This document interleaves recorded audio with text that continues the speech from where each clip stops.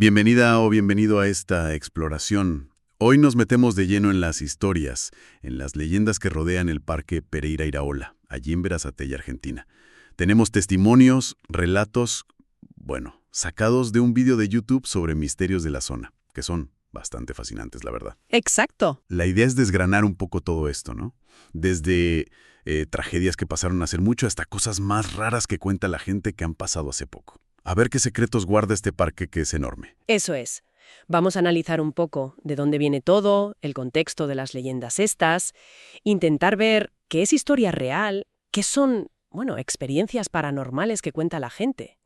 Y si hay patrones, conexiones, ¿sabes? Es que es increíble cómo un sitio puede acumular tantas historias y tan distintas. Totalmente. Pues mira, si te parece, empezamos por una que es bastante trágica. Parece que es el origen de una de las leyendas más famosas del parque. Nos tenemos que ir bastante atrás, a mediados del siglo XIX, entre 1850 a 1860, por ahí. Ujú. Y la figura clave es Leonardo Pereira Iraola, un tipo importante, con mucha pasta, ¿sabes? Era director de la Sociedad Rural Argentina. Una familia que, por lo visto, tuvo bastante mala suerte en esa época. La fuente que tenemos cuenta el secuestro de su hija, una niña de 5 años solo, Uf. y pidieron un rescate. Bueno, una millonada para la época. Y aquí es donde la cosa se pone realmente chunga. Dicen que la negociación, la entrega del dinero y todo eso fue en el propio parque, cerca de la estancia San Juan, que hoy es la escuela de policía Juan Bucetich. Sí, en una zona de bosque como a medio kilómetro del edificio principal. El caso es que, según cuentan los secuestradores, que iban a caballo, cogieron la pasta. Pero justo después, uno de ellos mató a la niña. Allí mismo. Le cortó el cuello. ¡Qué barbaridad!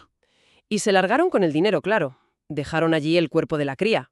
Una crueldad, que no te la imaginas. Y como reacción a eso, Pereira Iraola mandó construir un altar, justo en el sitio donde la mataron. Y dentro puso una imagen de la Virgen María, hecha de oro, dicen, en memoria de su hija. Pero espera, que ahí no acaba la cosa, ¿no? No, aquí viene otro giro, un detalle importante. Esa Virgen de oro la robaron, a los pocos meses de ponerla. ¿Y no apareció? ¿Qué va? Nunca se supo más. Así que hoy solo queda el altar vacío, como un recuerdo silencioso de la tragedia y del robo. Y ese altar vacío, precisamente, se convierte en el centro de otra historia, pero mucho después, más de un siglo más tarde. Exacto. Nos vamos a los años 80 o 90, ya en la escuela de policía Bucetich, que está en los terrenos de la antigua estancia, pues parece ser que había como una costumbre, un castigo para los cadetes que se portaban mal. Sí, los mandaban a hacer guardia por la noche. Y vaya guardia.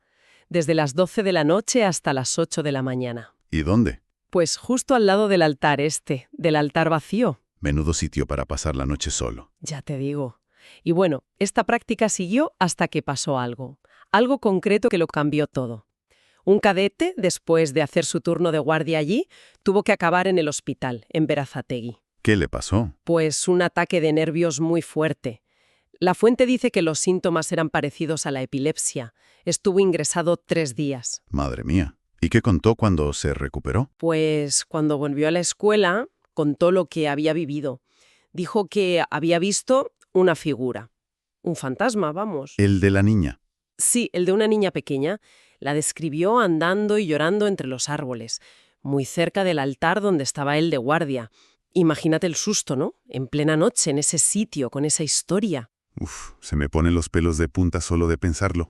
Pues la consecuencia, según nos cuentan, fue que suspendieron las guardias nocturnas en ese puesto. Se acabaron.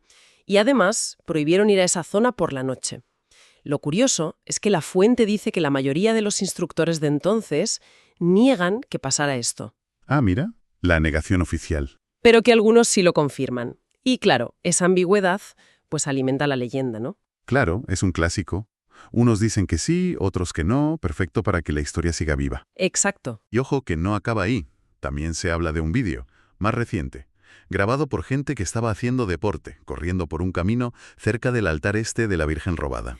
Sí, la fuente describe que en la grabación, mientras la gente corre, se ve algo más, algo que ellos no vieron en el momento. Parece una figura infantil, con aspecto como fantasmal. El que analiza el vídeo dice que al principio pensó que podía ser un mono. Bueno, en un parque tan grande podría ser. Podría ser, sí. Pero dice que la forma de moverse no le cuadraba con un animal, que parecía más bien, pues eso, una persona bajita, un niño o una niña. Y claro, la conexión es inmediata, ¿no? Inevitable. Podría ser el espíritu de la hija de Pereira Iraola. Es lo que sugiere la fuente, claro, conectando esto de ahora con la tragedia original. Es interesante ver el patrón, ¿verdad? Como una historia trágica que sí pasó, que está documentada, Ajá. parece que deja como un eco. Genera décadas de historias paranormales asociadas a un sitio muy concreto, el altar. Totalmente. Es como si el lugar se cargara, ¿no? Con la energía de lo que pasó. Y eso atrae estas historias. Exacto. Pero bueno, si la historia de la niña parece más localizada, digamos, en la zona del altar, el parque tiene otros misterios de naturaleza muy distinta, ¿verdad? Uy, sí, cambiamos de tercio completamente.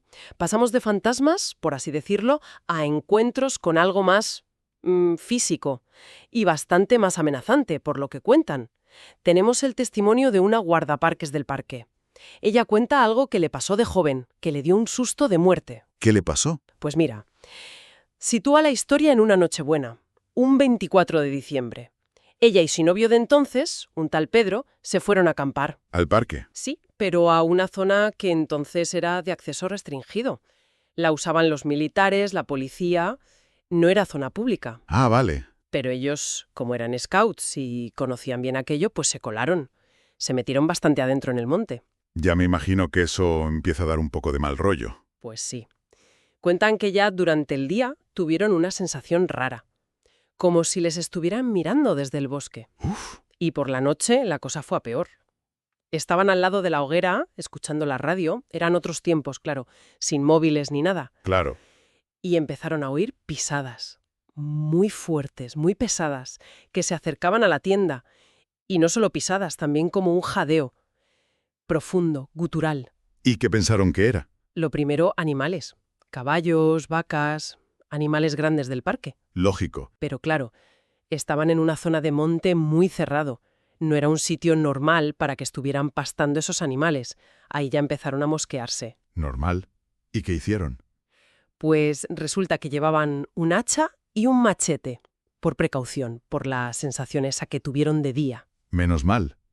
Pues salieron de la tienda armados con eso. Hasta 3 veces dice que salieron, gritando, intentando asustar a lo que fuera, con las linternas. Pero nada, no vieron nada.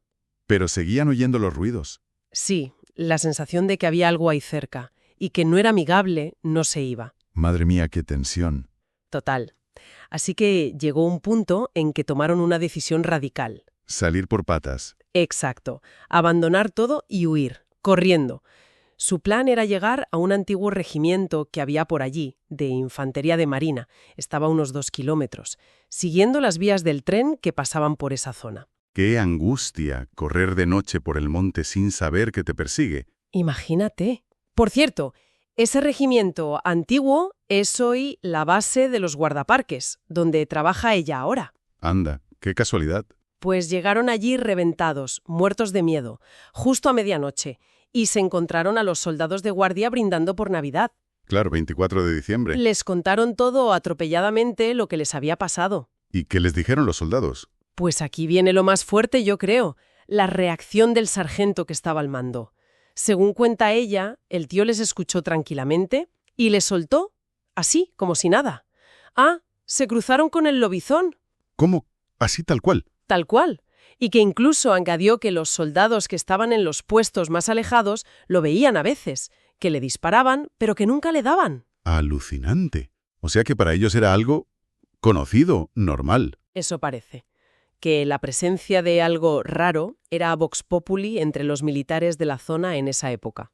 Casi normalizado. Esa calma del sargento es lo que más me impresiona, ¿sabes? Te hace pensar cuántas historias habrá por ahí que no se cuentan. Totalmente. Y ojo que esta guardaparques no es la única que habla de cosas así. La fuente menciona a un comisario de policía. ¿También? Sí, que contó una experiencia parecida, de cuando era cadete, años atrás. A ver, cuenta. Pues este comisario se lo contó a la guardaparques, de hecho. Dijo que cuando era cadete se escapó una noche con una compañera. Se fueron a una zona cerca de un árbol que era muy famoso entonces, el árbol de los 12 cadetes. El árbol de los 12 cadetes. Sí, un ciprés enorme, que ya no está, por desgracia. Bueno, pues estaban allí escondidos, en la base del árbol. ¿Y? Pues que empezaron a oír ruidos en el monte. Se giraron y vieron una silueta. Negra, gigante. La describió como impresionante. Uf, Y lo que les dio más miedo fue que vieron cómo esa cosa extendía los brazos hacia ellos, como si fuera a agarrarlos. vaya. Ni te cuento cómo salieron de allí, corriendo a toda velocidad. ¿Normal? Lo que conecta estas dos historias es eso, ¿no? Algo grande, oscuro, amenazante, en la misma zona general del parque, aunque en épocas distintas. Exacto. Y la primera testigo, la guardaparques, tuvo otra experiencia. Años después, ya trabajando allí, y esta vez vio algo más. Bueno, más de cerca. Y la descripción es más detallada. Y más rara. Otro encuentro. Esta mujer atrae los misterios. A ver qué pasó esta vez. Pues fue una tarde de verano. Ella, Pedro, el mismo del primer susto, y otro compañero guardaparques fueron al monte a por madera, para hacer unas cosas de artesanía, creo. Vale. Vieron una discusión tonta y ella, como enfadada, se metió corriendo en el monte y se escondió. Se tumbó boca abajo entre los arbustos. Un poco de película, ¿no? Sí, un poco sí. Bueno, pues estaba allí escondida, esperando a que los otros se fueran para volver ella sola. ¿Y? Y escuchó un ruido que la puso alerta. Ramas rompiéndose muy cerca, como si algo muy grande estuviera pasando, aplastando todo. Otra vez el mismo patrón. Giró la cabeza y vio acercarse una figura. La describe como peluda, negra, gigante. Dice que pudo comparar el tamaño con los árboles de al lado y que era enorme. Peluda, negra, gigante, como las otras veces. Sí, pero aquí viene el detalle más impactante. Lo que ella dice que se le quedó grabado a fuego. La cabeza. La cabeza. ¿Qué tenía la cabeza? La describe como chata. Así, tal cual. Chata. Como si le faltara toda la parte de arriba del cráneo. Desde encima de las cejas para arriba. Como si no hubiera nada. ¿Cómo? ¿Una cabeza chata? Eso es rarísimo. Muy raro, sí. Vio esa cabeza chata, el cuerpo negro y peludo, y vio cómo extendía unos brazos muy largos. Dice que parecían demasiado largos para el cuerpo. Hacia ella. Como queriendo agarrarla. Qué imagen más aterradora. Pues imagínate, se levantó de un salto y salió corriendo del monte gritando, llamando a sus compañeros. Es una descripción muy específica. Sobre todo lo de la cabeza chata. Eso no encaja con nada conocido, ¿sabes? Desde luego. Ni con un lobizón típico, ni con un oso, ni nada. Es muy extraño. Y aquí es donde la fuente empieza a conectar esto con otras cosas, ¿no? Con leyendas de otros sitios. Justo. Aquí es donde se plantea una conexión interesante entre estas historias del Parque Pereira Iraola y un fenómeno que se describe en todo el mundo. Las descripciones de esta criatura grande, peluda, como un humanoide, pero no humano, se parecen mucho a leyendas de otras partes. ¿Cómo cuáles? Pues mencionan al Sasquatch o Pie Grande en Norteamérica, al Yeti, el hombre de las nieves, en Rusia, en Nepal, al Bun Manchi, que es como el hombre de la selva, también en Nepal, o el Sueren, el hombre salvaje, en China. O sea, criaturas parecidas en sitios muy distintos. Exacto.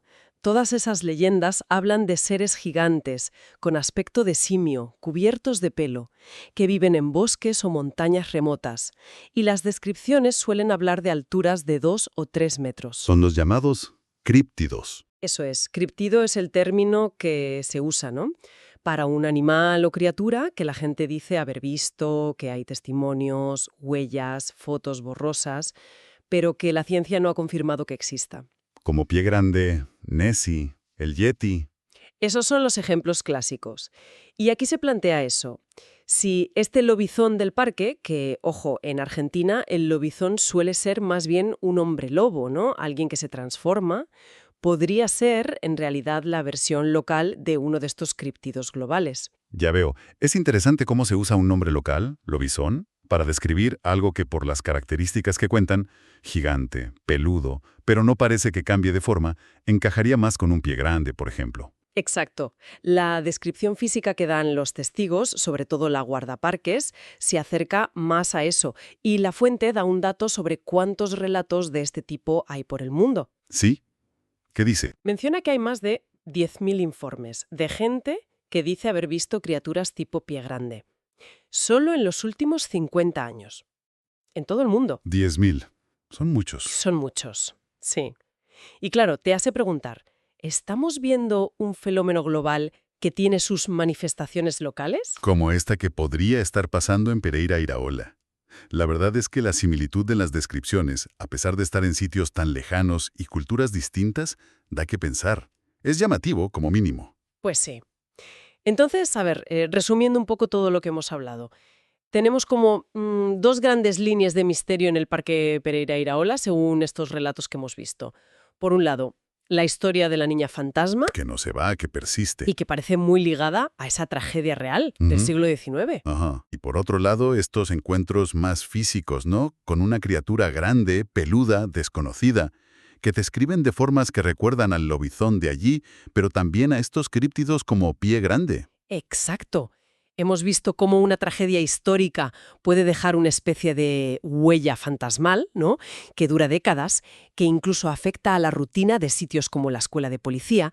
Y a la vez tenemos testimonios de gente como guardaparques, policías, que cuentan encuentros con algo que parece, bueno, que no es de la fauna normal. Y ahí se mezcla la experiencia personal, que no pueden explicar, con las leyendas que ya existían. Claro. Y lo que a mí me parece fascinante es que coexistan las dos cosas en el mismo sitio, un fantasma de niña ligado a la historia y una criatura física desconocida. Sí, sí.